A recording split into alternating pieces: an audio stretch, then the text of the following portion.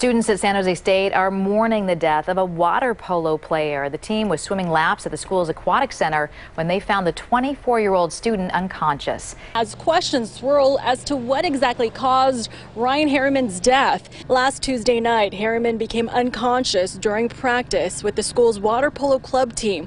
A university spokeswoman said the Sunnyvale native was underwater for a minute when his teammates noticed him at the bottom of the pool and pulled him out.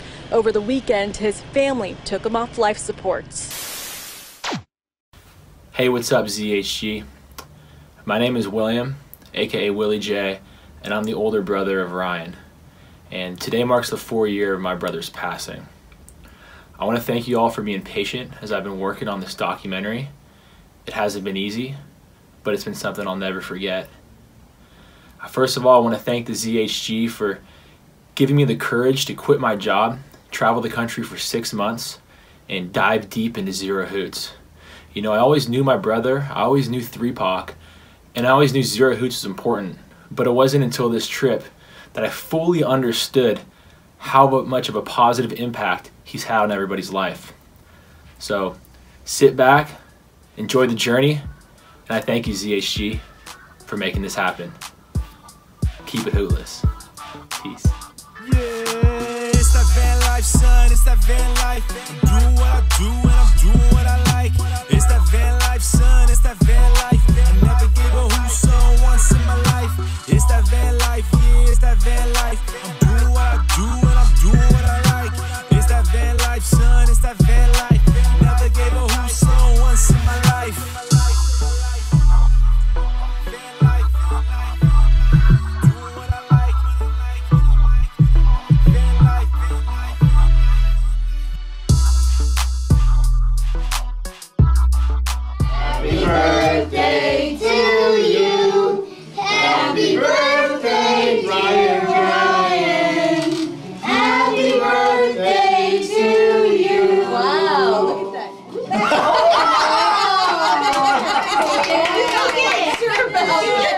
Yeah, Ryan was, I would say, almost a polar opposite of what 3POC was. Was totally content to kind of be like in the background, you know, just enjoying being around other people. Like the most random kid. I feel like he would be like quiet and just chilling, and then out of nowhere he would start doing some like weird dance thing or like some kind of sound. When he started laughing, everybody else would just start laughing, you know, for no reason. You didn't even have to understand the joke or whatever it was that he would just said. And he'd look over in the mirror and he'd just look at you and he'd go, "Too yoked." What? He'd go, "Too yoked, son." And then he wouldn't say anything for like 20 minutes. Yeah.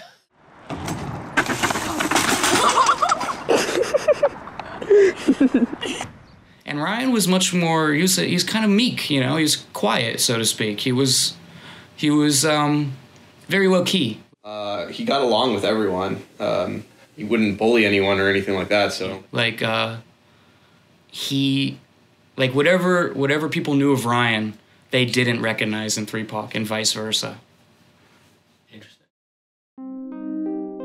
You know what? I think you don't even know how to ski on your bike. Yeah, that's right. Come over here, take this iPod and go back to Sunnyvale where you're right. Ryan started getting interested in producing music, particularly hip-hop and rap. He would make beats like during that time, and then he came back, but they were still serious, you know, like the theme was still serious, and he was still like really trying to make music and stuff that was like mainstream. Got that inspiration from his brother, who was like pursuing that a lot more. And like he would always talk like kind of in terms of Will and like what Will was doing and like how he'd learned from that and like what he was wanting to do on his own in terms of production. And so Ryan like started making beats and making a lot of beats. I remember like when he just started, he was just learning, and it was like kind of funny. Welcome to my kingdom, you are welcomed any day.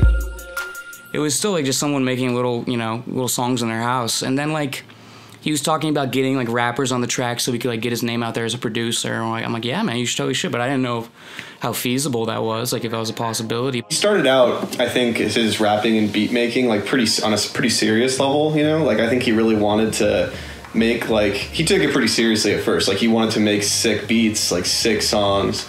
To the point where like his ambition like led him to like even attempt to like reach out to these guys, and like it worked.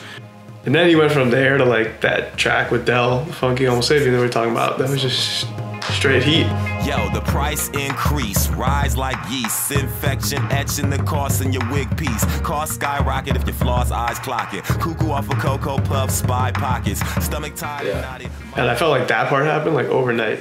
And I think that taught him a lot about what just believing in yourself and what you can do and what you think you can get away with, like how much that like just that ethic like was instilled in Ryan pre-3 Pac, and how much that like became part of what 3 Pac was all about.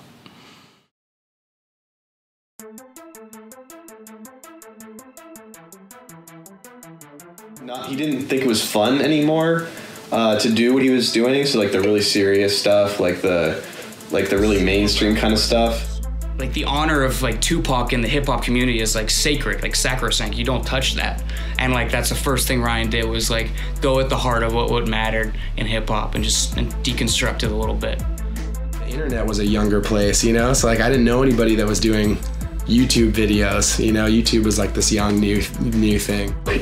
Some people had come into his old stuff when he was trying and said like, oh, this is so bad, you know, like this is terrible, blah, blah, blah. And he actually liked, he kind of just laughed at that, I guess, and it kind of gave him like entertainment to just be able to say like, oh, look at these people who are hating on me, you know, like it's just funny that they care so much, you know. And so what's good? 3 Pac in the house, yo, just dropped my first single on the internet today. About to drop a little exclusive freestyle for y'all. I was confused and kind of pissed because I was like, why does someone just trash talk all the people that I like and sit there? Real, keep it real, yeah. Oh my God, this guy's just an idiot. Yeah. Like I thought he was crazy or something. How to shit out, 3 Pac, peace. Whoa, I kind of thought you were just sitting in your room, but you were like doing this thing. I don't care about what you got to say. I'm just gonna keep doing me. You mean 1 + 2 Pac equals 3 Pac? You mean 1 Pac + 2 Pac equals 3 Pac? Yeah. What's good? Yeah. 3 Pac, cause I name. Yeah. My shit ain't lame. 3 Pac boy, yeah, I'm in the game. 3 Pac boy. Whereas Ryan, like, he kind of understood that he could never make it as a rapper in like a conventional sense. So like he understood like how quick the internet moves and how unforgiving the internet is, and he just played into that. And then you know it became sort of like in a way sort of mocking what he was previously doing and how hard he had previously tried. And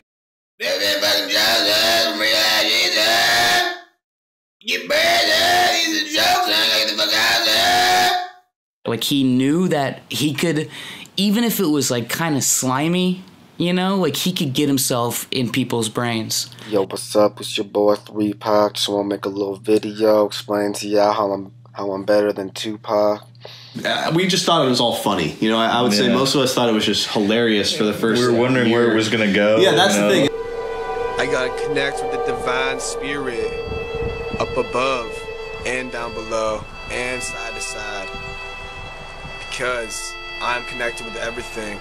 Yeah, that's the thing. And then about a year, has he lost it? What's about going on? About a year later, sophomore and more junior year into that. At that time, like we were trying to get internships and stuff. You know, we were trying to transition out and thinking in the future. We were like kind of critical on him too. We were like, "Yo, what are you doing? Like, are you going to be doing this for the rest of your life? Like, what are you going to do for a job?" Ebola awareness shit, man. Let's go.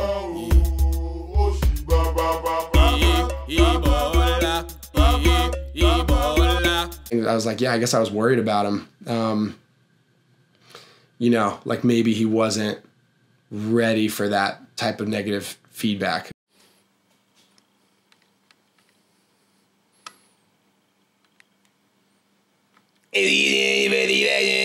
YouTube be giving hella Hoots and shit, giving a bunch of Hoots and shit.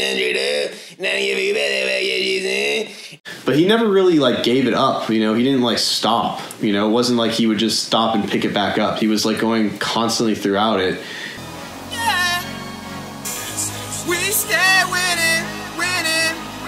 give a hoot about what they say. But I think every time he tried to become more like what people wanted him to be. So I remember him just like complaining about it and just saying like, dude, I don't want to do this. Like it just pushed him to like put even more into 3-Pac. Like it was funny to me. Only thing I could say, it was just funny to me. I'm a boss. I'm a street baller. Straight up. He ain't have to try. He just a boss. He a boss. He a white Rick Ross. I'm a gangster. I'm a pimp. I'm a scholar. I'm a boss. I'm a rapper. Never seen him with that kind of focused energy, I guess, you know? You gotta believe, son. You gotta have an imagination, son. 'Cause imagination is power, son. Even Albert Einstein said that imagination is more powerful than knowledge, son. This ain't even a joke, son. Straight up, son. Yeah. A little bit of shock, too, just because it was so different than how I thought of him. Why did he uniquely affect you? I don't have any idea. I have no idea why. When I first saw it, I just was so, the connection. I was like, this is my spirit animal, and I have no idea why. He just he penetrated my heart. Hard to explain exactly what about it, but he just gave off some kind of energy that he just drew you in. I really wanted to be like that. I wanted to be carefree. I wanted to be me. I wanted people to see what I was doing and really kind of get the most out of what I was doing, you know. I remember I wanted to get picked up from a party that night or the next night or something, and then Ryan was like, will you record me? And then I was like, well, if you pick me up from this party, I will. Rollie on my wrist, rollie on my dick. If you didn't know, I'm the fucking shit. And so then I recorded that video for him. And then what was his reaction when you got on WorldStar? I remember I was home and he was in his room with the door closed, and I just started hearing screaming. And I was like, yeah, yeah! And I was like, what happened? And I go into his room, I just got, and then he was very animated and was, I just got a WorldStar, and was kind of running around his room and was so stoked and so excited, and yeah, made it for the first time on WorldStar. And it was the video I'm Swaggin', and there's a line in that video. He's dancing around his swimming pool. There's a line in that video where he goes, you know I'm a ball, something like Inspector Gadget. You know I'm a boss, something like Inspector Gadget. I'm swaggin'. I'm swaggin'. I'm swaggin'. I'm swaggin'. And at that moment, I'd never seen such a wave. That was so fucking lit. I'd never seen something so lit in my whole life.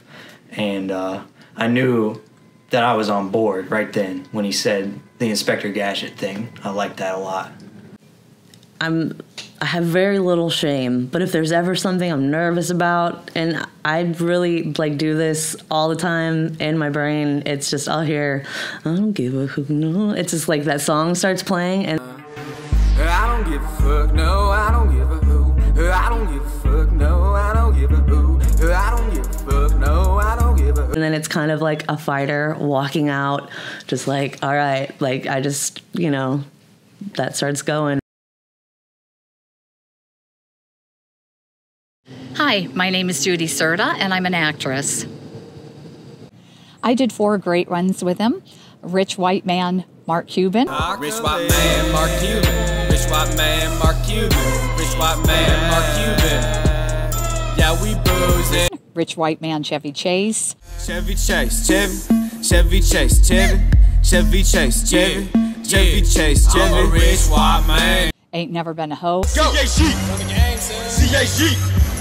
CHG. I never been a hoe. And Hustlin'.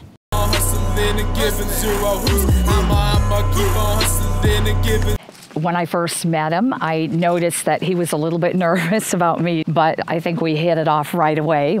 Nice. When I arrived, yeah, we started doing the scenes. And when we started filming some of the scenes, I was thinking to myself, wow, he's really creative. He had all these good ideas, and his camera person was really good too. He directed the whole thing, told us where to stand, what to do, basically.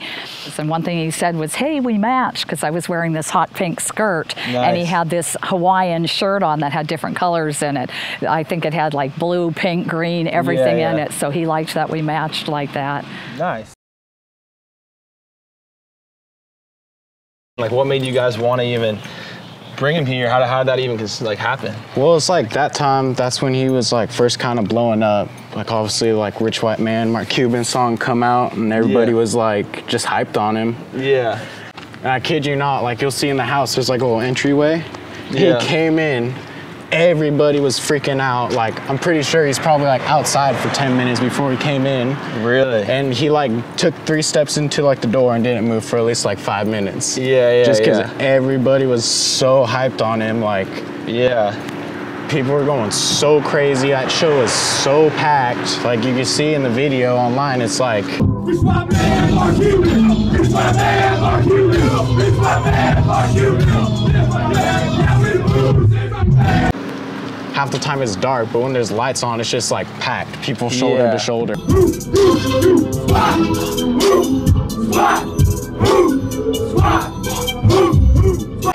It's crazy, like, there's been a lot of people that have played like that same house who I thought were like looked up to as like musicians and stuff, but like, I've never seen a reaction like there was when 3Pac came. Like, like that fool is like always like rap god and shit, and he's the best. And like that night, he was.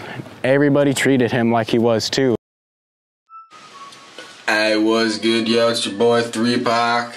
Just wanna make a little video challenging Feminem to a rap battle. Cause you know I'm the shit. I've been getting this bread, been getting cheddar, son. Got sugar mamas on deck in every state, yo. Shout out to all my sugar mamas, yo. Stir up controversy was his best way of, you know, garnering an audience, and it really worked. 50, Tyson, 50, Tyson. Is this your boy 50 Tyson? Yeah, who's it? It's 3Pac, son. Yeah, like when he did the prank call, I'm gonna be honest with you on that part.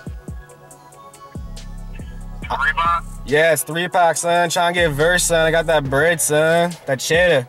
I'm the cheddar daddy, son, straight up. They got, you know, kind of, it was, even though it was some haters on the comments too, they was like, man, 50, they got you bogus. 50, man, man, you got 3Pac. I can't believe, oh my God, they got 3Pac on the phone. Is really on the phone with 50 Tyson. And is this the real 50 Tyson though, son? Yeah.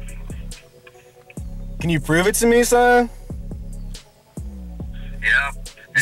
Can you just be like, can you just be like, I ain't gonna, can you be like I ain't gonna lie? Can you be like, I ain't gonna lie, man? It's your boy 50 Tyson. Can you say that once, son, just so I know? And 50 Tyson really talking to him and stuff, and and I don't know, some people was like, that really sound like 50 Tyson on the phone and stuff like that. It was going around comments back and forth, and then it took me like a year to think about it. Back in 2015, back in the winter time, first I was like, okay, I gotta respect dude, you know what I'm saying? Like, and then, you know what I'm saying, first I said like, man, I took that as love, you know what I'm saying? Yeah, you know what I do is the truth. Trying to spread love in a little zero hoots. Riding shotgun with the bison. I said, what's up, homie? Call me 50 Tyson. I've been on my grind since day one. A lot of people thought I was gonna make it. A lot of people thought I was gonna make it. A lot of people thought I was gonna make it out the hood. And everybody knows. Like, you can get some serious views if you have a feud with someone or drama. See the comments my YouTube channel about the wag ass bitch, my task force, horse shit, and all your bitch out about that shit, son. What do it, son?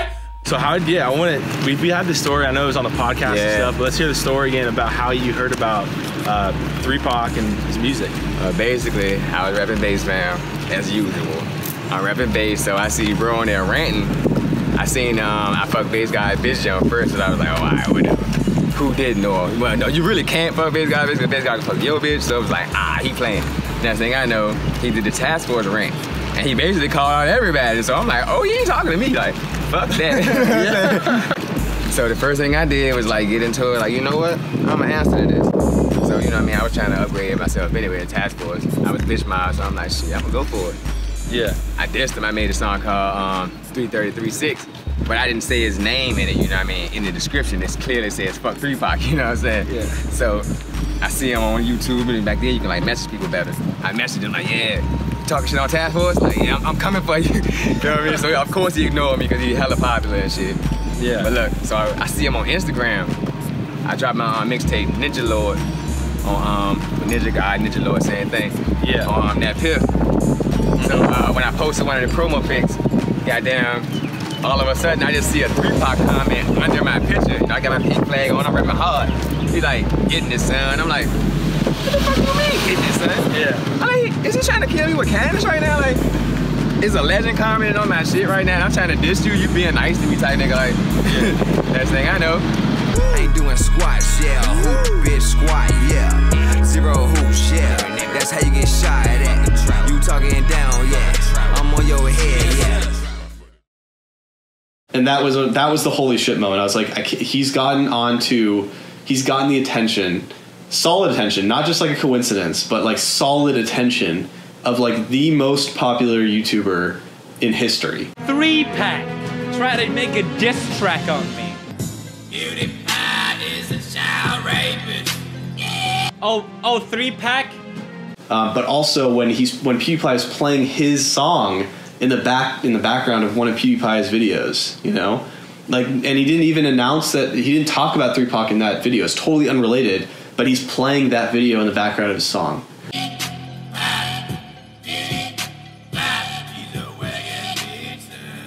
And 3Pac did exactly what he wanted to. Like, he trolled, like, he's been trolling PewDiePie, and he's trolled the king. He trolled the troll king.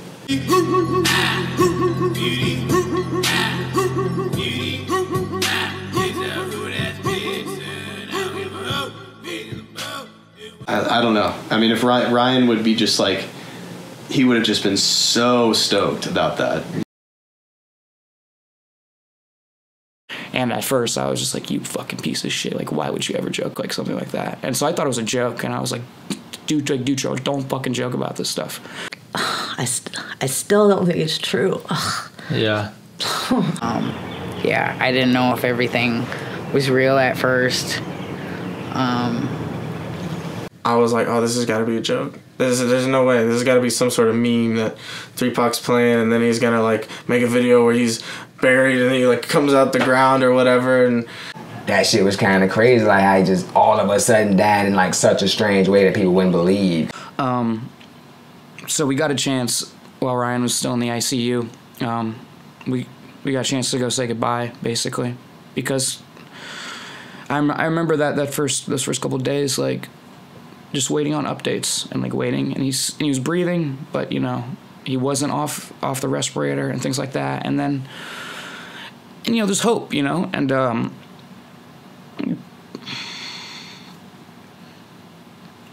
but then, you know, reality slips back in, and the days passed, and he wasn't getting better, and so we were given a chance, all of us, to, like all of his friends, to go say goodbye, basically.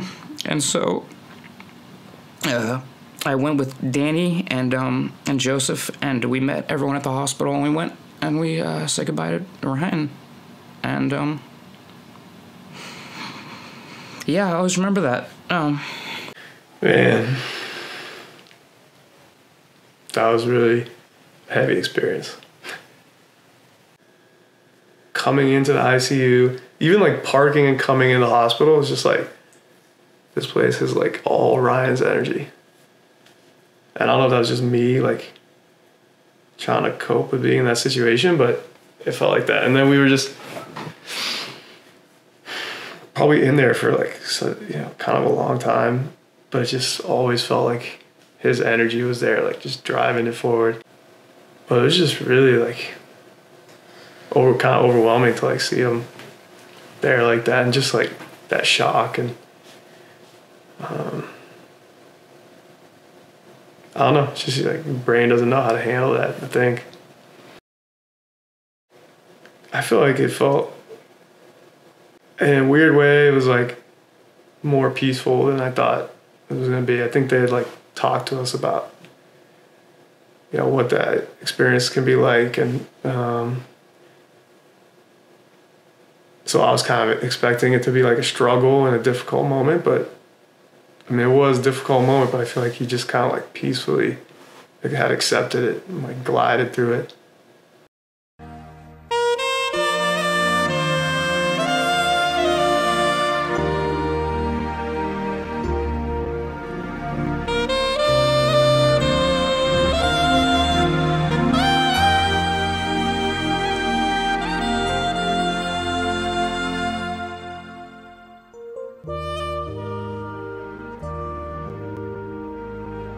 I be changing the world, one song at a time. I'm a self-made legend, son, I've been on the grind. Only a matter of time till I'm my household name. Destiny in my hands, king of the new age.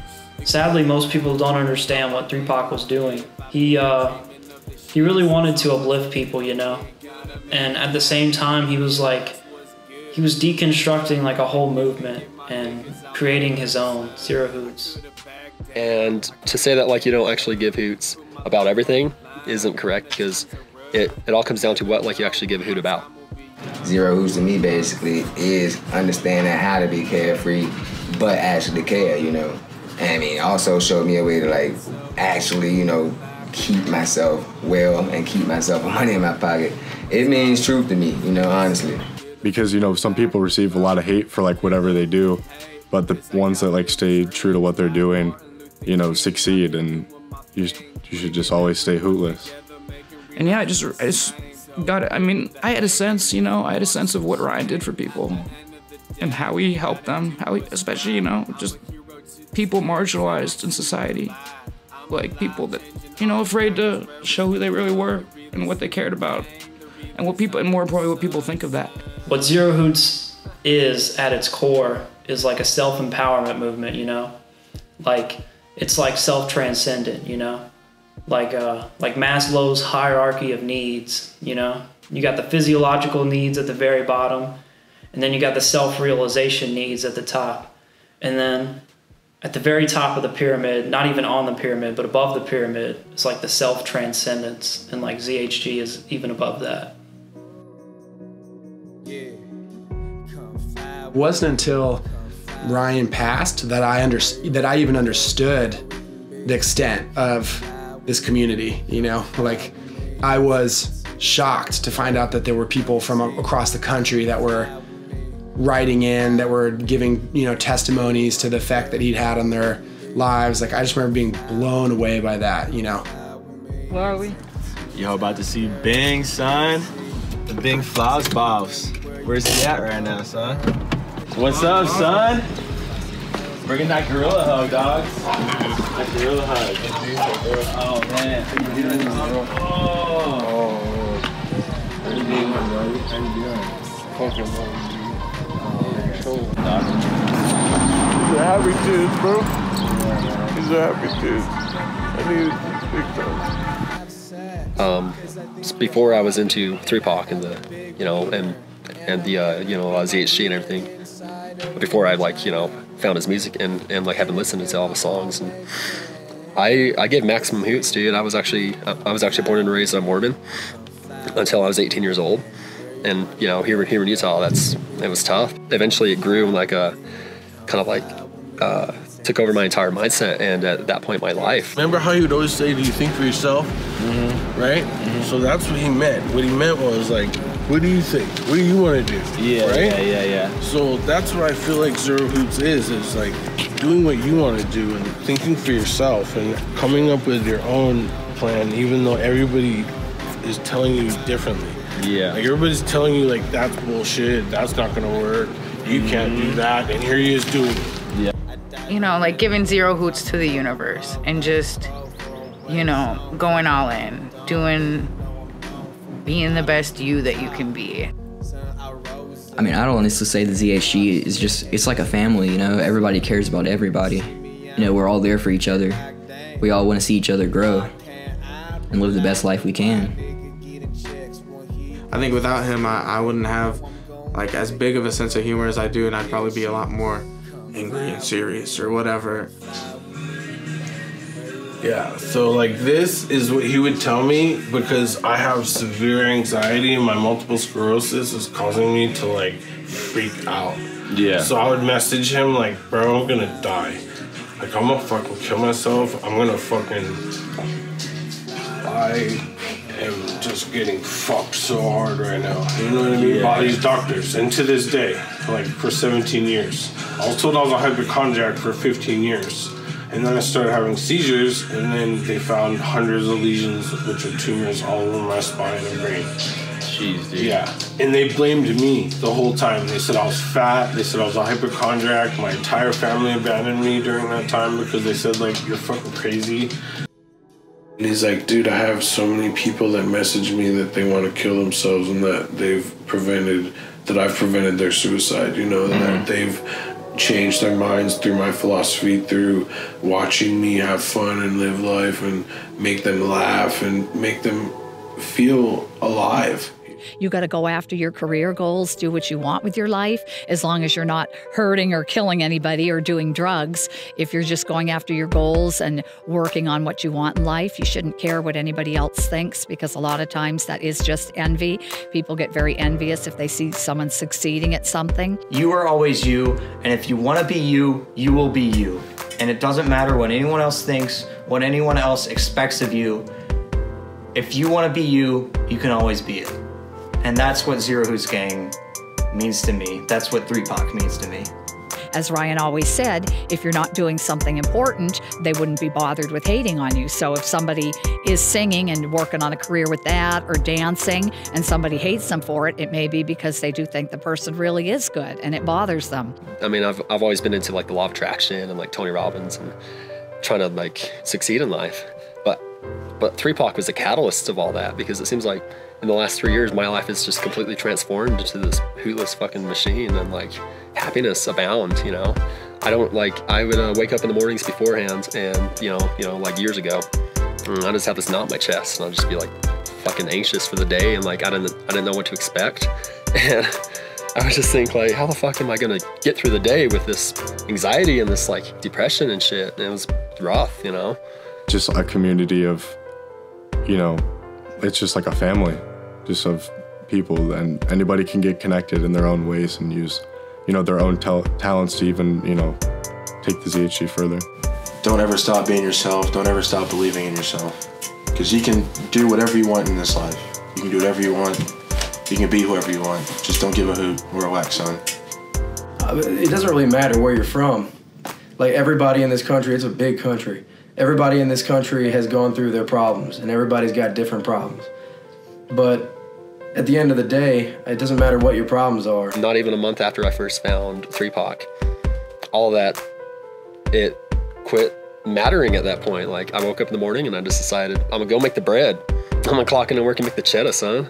The message, Zero Hoots Gang. Don't give a hoot about shit. Don't give a whack what people think of you. People on the comments on YouTube were trying to rip him to shreds. But he didn't give a whack about that. He did him. He was true to himself. And I think that's the message, is that you should be true to yourself. Like, no matter what happens, always be true to yourself. So I just think that people need to go after what they want, get an education, live a good life, stay away from the drugs. Don't ruin your life with drugs at all. Just go after your goals and think about what's important to you, what makes you happy, and how you can contribute to the world. And I think that's what like a 3PAC and like a Zero Hoots Gang is all about, is just quit giving a whack about what other fucking people think, because you have to realize, I don't think people, they just give like, they don't really care about you and what you're doing as much as you would think they do. So in the first place, people aren't actually giving hoots in the first place about you. So why give a hoot about what other people think when they're not even, when they're so concerned about themselves, you know? And that's a wrap, ZHG. We got to keep the community strong. We can't stop. Zero hoots till infinity. Let's do it for 3PAC. You all are so talented and there's so much potential. Let's just keep it hootless, live our life, and keep being the best version of ourselves. Thanks again, ZHG, for making this happen. I love y'all, and Keep it hootless, son. Peace.